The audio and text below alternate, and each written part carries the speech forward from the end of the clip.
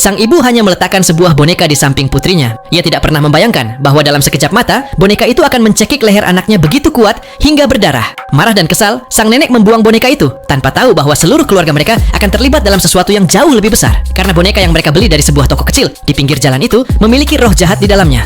5 tahun berlalu begitu saja. Putri Yesi kini sudah besar. Semua orang sudah melupakan boneka yang tergeletak di ruang penyimpanan. Tetapi suatu hari, sebuah kelereng menggelinding sampai ke ruang rongsokan dan putrinya membawa boneka itu keluar lagi. Bagian yang aneh adalah, pada 5 tahun yang lalu, boneka itu berambut pendek. Tetapi sekarang rambutnya panjang dan tebal. Bahkan kukunya pun tumbuh panjang. Yesi tidak terlalu memperhatikannya, karena putrinya terlihat sangat senang bermain dengannya. Namun perlahan, perilaku gadis itu mulai aneh. Seperti ada orang lain yang mengendalikannya. Kemanapun ia pergi, ia selalu membawa boneka itu bersamanya. Yesi benar-benar stres dibuatnya. Suatu malam saat Yesi tidur, sesosok bayangan menyelinap diam-diam ke kamarnya dan naik ke tempat tidurnya tanpa membuat suara. Yesi terbangun dengan ketakutan. Sekarang dia yakin ada yang sangat salah dengan boneka itu. Keesokan paginya, ketika putrinya berangkat ke sekolah, Yesi memasukkan boneka itu ke dalam kantong dan membuangnya ke tempat sampah. Ia pikir semuanya akan beres. Tetapi ketika ia pulang, seseorang mengetuk pintu. Bingung, ia membukanya dan boneka itu kembali. Marah besar, ia mulai memukulnya tanpa berpikir. Ketika akhirnya ia berhenti dan melihat lebih dekat, ia menyadari bahwa yang ia pukul sebenarnya adalah putrinya. Ia membeku karena terkejut. Kemudian ia menyadari bahwa itu semua hanyalah mimpi. Namun detik berikutnya, ia mendengar ketukan yang sama dan tak asing lagi.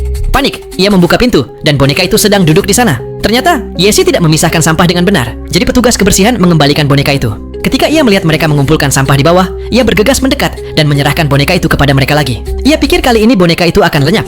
Namun baru 10 menit kemudian, sirene keras berbunyi di bawah. Yesi segera merasa ada yang tidak beres. Ia lari ke bawah dan melihat truk sampah mogok dan salah satu kaki pekerja terjebak di mesin. Saat Yesi sedang menatap pemandangan itu, putrinya tiba-tiba muncul dari balik tirai sambil memegang boneka yang sama. Sepertinya boneka itu tidak akan membiarkan mereka tenang. Keesokan harinya, putrinya tiba-tiba ingin bermain petak umpet. Yesi dengan enggan mulai mencarinya. Kemudian, ia melihat bekas telapak tangan kecil di mesin cuci. Sebelum sempat ia mengetahuinya, putrinya terpeleset di dekat mesin. Untungnya, ia hanya mendapat beberapa goresan. Melihat semua ini, suami Yesi berkata bahwa Yesi juga perlu diperiksa. Laporan menunjukkan ia menderita depresi berat. Suaminya mengatakan ia harus tinggal di rumah sakit untuk sementara, tetapi Yesi punya satu syarat. Boneka itu harus segera dibuang. Ia yakin setiap hal buruk yang terjadi karena ulah boneka itu. Suaminya lalu menelepon kuil terdekat dan meminta mereka untuk membakar boneka itu. Tetapi kuil itu mengatakan kuota bulanan mereka sudah penuh dan mereka bisa membakarnya bulan depan. Namun ketika ia mengirimkan foto boneka itu kepada mereka, mereka langsung menelepon balik dan menyuruhnya membawanya segera. Saat itulah ia menyadari ada sesuatu yang sangat salah. Ia mencari nama yang tertulis di kemasan boneka itu secara daring dan menemukan bahwa boneka itu dibuat oleh pengrajin tua terkenal